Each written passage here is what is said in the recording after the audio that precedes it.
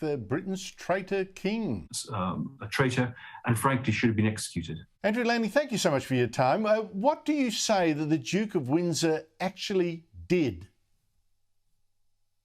Well, he did two things.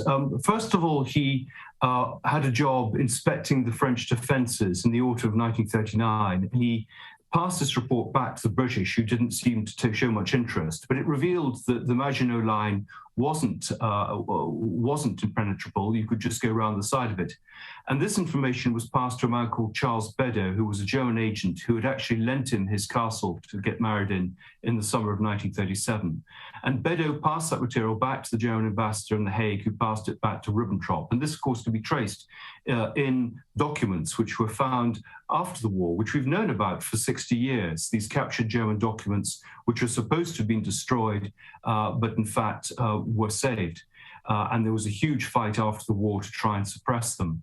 The second bit of information is that there was a plan called Operation Willy in the summer of 1940 to entice him to Britain as a puppet king should Germans invade Britain. And the last Germany did invade Britain, then he was ready to come back. So, and the fact that there was such an extensive cover-up of this after the war shows that it was a very, very serious matter. It's confirmed in diaries of MI5 officials, the King's private secretary, Tommy Lascelles, and others. This is based on over 1,000 footnotes from primary material around the world. He saw himself as a German. He was pretty much 14th, 16th German. He spoke fluent German. He believed in what he called the Führerprinzip. He was anti-Semitic all his life. One of his best friends was Oswald Mosley, who ran the fascists in Britain. And he'd always had a lot of support from the British Union of Fascism. But the fact is that he felt it was a mixture of private and personal and public. He felt resentful of the fact, the way he'd been treated by his family. They weren't taking his report seriously. They weren't giving his wife a title. He was being exiled. There were debates over money. And this was his way of getting back. And he genuinely believed that the Germans and the British were soulmates, and their energy should be directed at communist Russia.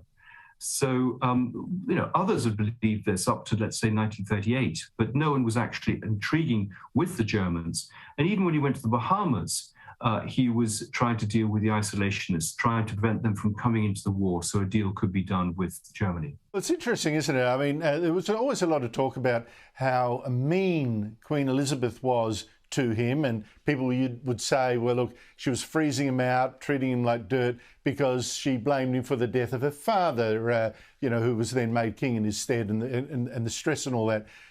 But it seems to me it's open to suggest that she was filthy on him because he was a traitor.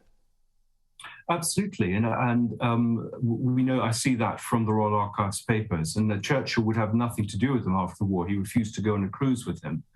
There have been concerns about Edward VIII even before he came to the throne. His father had put him under MI5 surveillance. Politicians like Baldwin prayed that he would be killed steeplechasing. The last thing they wanted was him to come to the throne because of his pro-German views and because of his desire to meddle in politics away from his constitutional role. And so Wallace gave him the pretext in some ways to maneuver him off the throne. So she saved this country. But it puts a fresh light on the abdication crisis. And of course, there were huge controversies within the family about finances. He had actually tricked the family into claiming that he had less money than he really had. For me, there are irresistible parallels between the lives of the Duke and Duchess of Windsor and Prince Harry and his American divorcee, Meghan Markle. But there are other parallels here, aren't there? Oh, absolutely. The same way of curating the story, suing the press, writing, having tame biographers, debates over parenting, finances, security, and using the royal brand to endorse products. I'm afraid the playbook goes on and on.